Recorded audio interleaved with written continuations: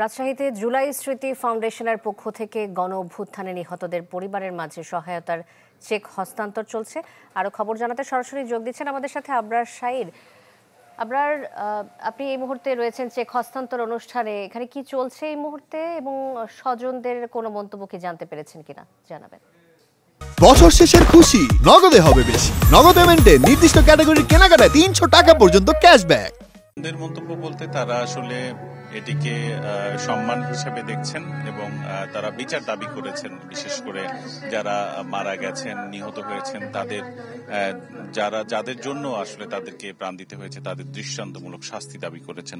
কিছুক্ষণ আগে অনুষ্ঠানটির মূল পর্ব শুরু হয়েছে। এতে ঢাকা থেকে সার্জিস আলম সহ ছাত্র প্রতিনিধিদের একটি বড় দল এসেছে রাজশাহী জেলা শিল্পকলা একাডেমিতে। এই মুহূর্তে আগস্ট যে বিপ্লব, তার জুলাই আগস্ট বিপ্লবের যে ডকুমেন্টারি সেটি দেখানো হচ্ছে। তার আগে জাতীয় সঙ্গীত হয়েছে এবং এরপরই আসলে মূল আনুষ্ঠানিকতা শুরু হবে। আজকে রাজশাহী বিভাগের 23টি শহীদ পরিবারের মধ্যে 46 জন পরিবার তাদেরকে আর্থিক সহায়তা দেবে জুলাই শহীদ স্মৃতি ফাউন্ডেশন। প্রত্যেকজনকে 5 লক্ষ টাকা করে দেয়া হচ্ছে।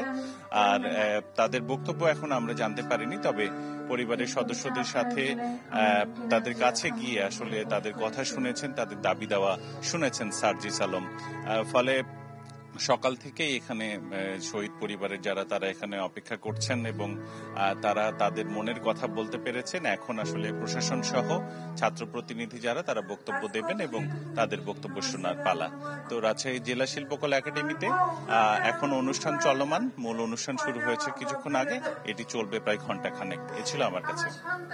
আপনার ধন্যবাদ আপনাকে। আবরার শাইর আমাদের সাথে যুক্ত হয়েছিলেন। রাজশাহীতে জুলাই স্মৃতি ফাউন্ডেশনের পক্ষ থেকে গণ অভ্যুত্থানে নিহতদের পরিবারের মাঝে চেক হস্তান্তর অনুষ্ঠানের খবরাখবর জানাচ্ছিলেন তিনি।